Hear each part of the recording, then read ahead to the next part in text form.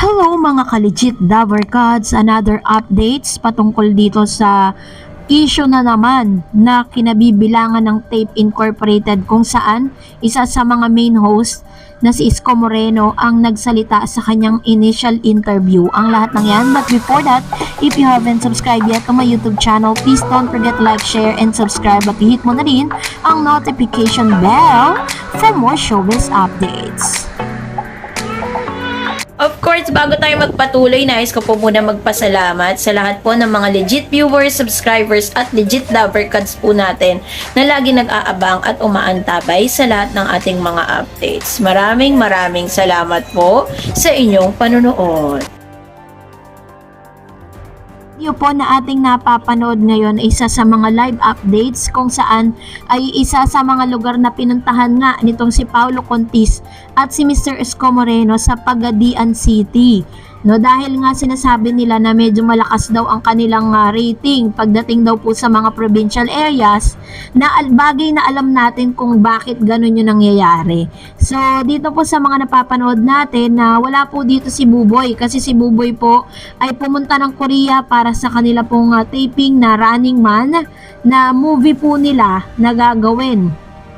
Pero syempre dahil po sa mga pangyayaring ito, hindi na rin po lingid sa ating kaalaman na at ano na po no, totally ay in-announce na nga po ng Tape Incorporated or naisulat na rin po online. Hindi man po ito na balita or na headline sa GMA News, pero ito po ay naisulat na umapela na daw di umano ang Tape Incorporated para po doon po sa trademark sa theme song at the same time doon po sa kaso na i-file ng TVJ sa Marikina Regional Trial Court na copyright infringement. Kasi alam naman natin kung ano po yung naging sanction po nila that they need to pay TVJ 3 million para po dun sa kasong ito na hindi po napinalagan ng Tape Incorporated. So dahil po dito hindi na rin naiwasan na ma-interview itong si Mr. Isko Moreno patungkol sa bagay na ito. Nung una pong paglabas po ng naging desisyon ng korte ay hindi po nagsasalita to, but this time ay pinagbigyan nga ni Mr. Isko Moreno ang ilan sa mga katanungan patungkol sa dinidinig na kaso at sa pag-apela nga ng Tape Incorporated sa nasabing kaso. Sabi po ng PEP, Isko Moreno shaken but not disheartened after Itbulaga was renamed Tahanang Pinakamasaya. So inamin po ni Mr. Isko Moreno na talagang natakot po siya no, nung napalitan na yung kanilang titulo ng Tahanang Pinakamasaya. Sabi niya, positibo pa rin daw siya, no? Sabi nito, positibo pa rin daw si Isko Moreno sa kabila ng pinagdadaan ng legal battle na kinabibilangan ng noontime show, ang Tahanang Pinakamasaya na dating kilala bilang Itbulaga. Magkasunod kasi ang desisyon na hindi pabor sa Television and Production Exponent or Tape Incorporated kaugnay sa legal battle nito laban sa grupo ni Tito Sotto, Vic Sotto at Joey De Leon o mas kilala bilang TVJ. Ang Tape ang producer ng Black Time Noontime Show na umeere sa GMA7 habang ang TVJ ay co-producer ng Noontime Show na umeere sa TV5. Noong December 4, 2023, ipinagkaloob ng Intellectual Property Officer IPO sa TVJ ang pagmamay-ari ng trademark para sa pangalang Itbulaga.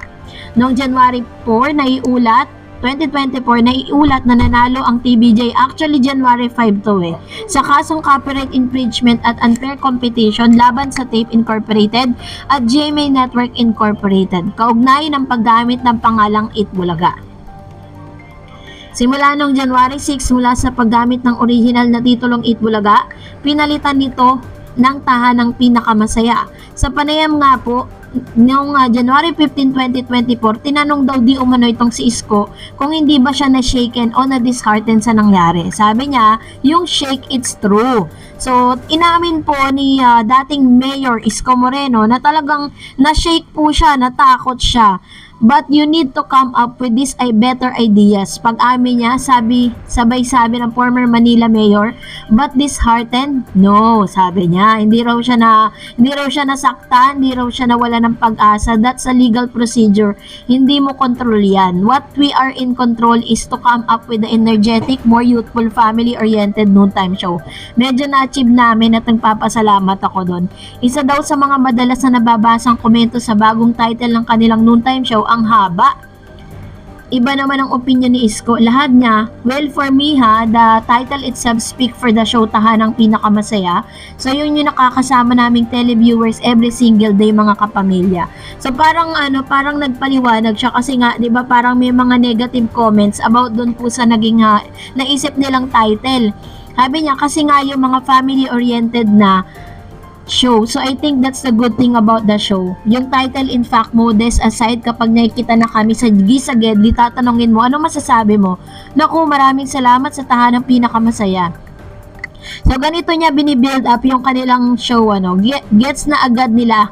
Kaya ako, wow, talaga, naalala ko, thank you naman. Ang Gisagedli, tinutukoy ni Isko ang noontime show segment kung saan namimigay ang show ng prizes sa iba't ibang lugar sa Metro Manila.